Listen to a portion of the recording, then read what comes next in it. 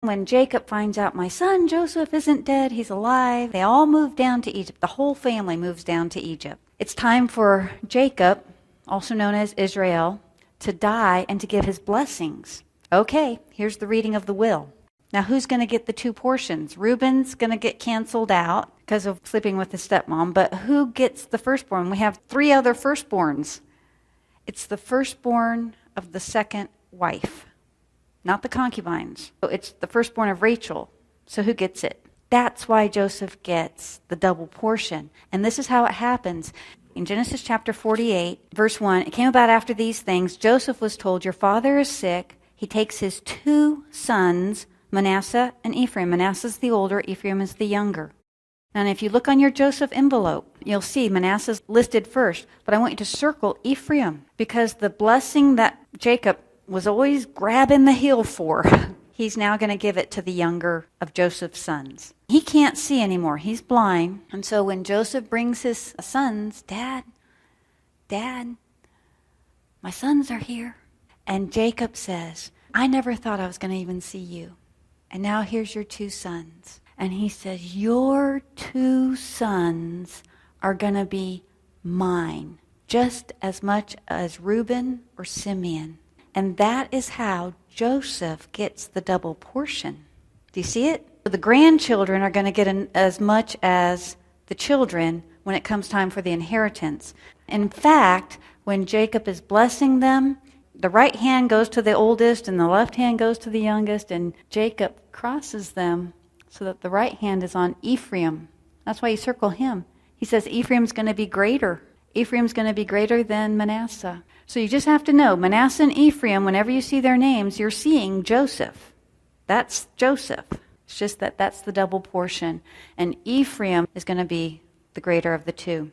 When he comes to chapter 49, Jacob summons his sons and says, assemble yourselves that I may tell you what will befall you in the days to come.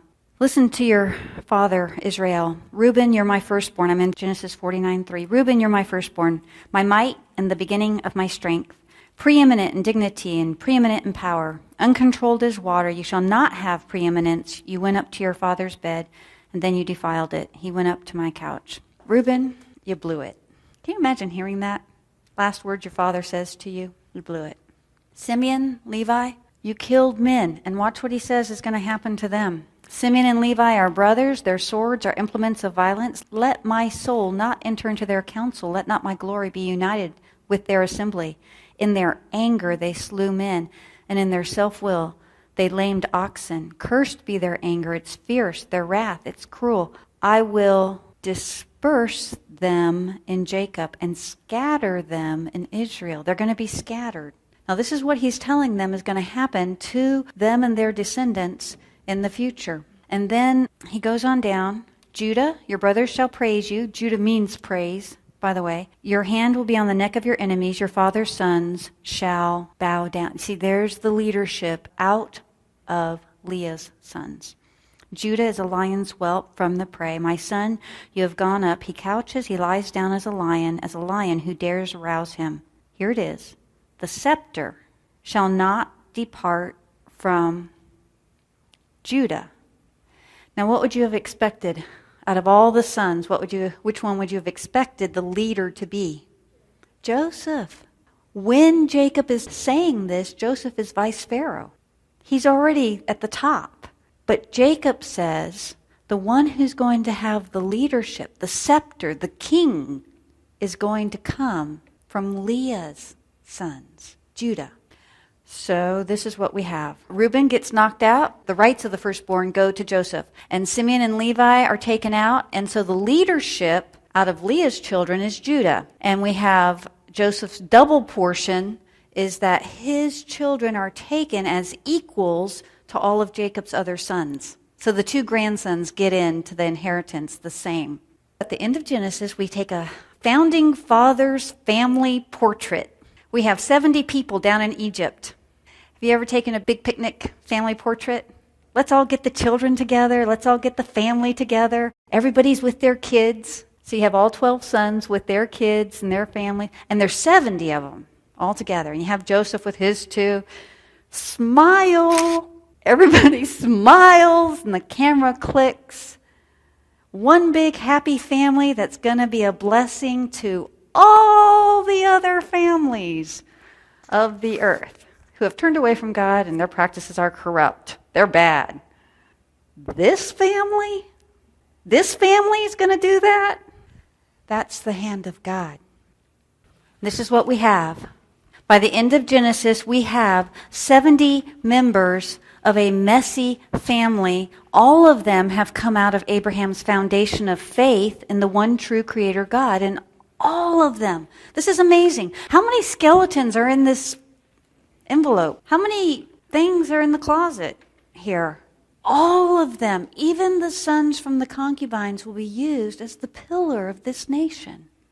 From the human level, we see favoritism, sibling jealousy, hate, envy, deception, and a natural push for leadership within the family, especially between the two brothers, Judah and Joseph. Why? Because they come from different moms, and the sisters hate each other. And out of that, God is going to use even the natural failings to bring his blessing to all the nations. I just want you to think of your own families. I don't know anything about your families. But are there skeletons in the closet? I mean, if your family were down in that envelope, are there any family secrets that you just wish were not known? Do you have things that you haven't been able to forgive yourself for from the past? Have you suffered because of the choices of other people in your family? It's all in there. And there's two responses to that.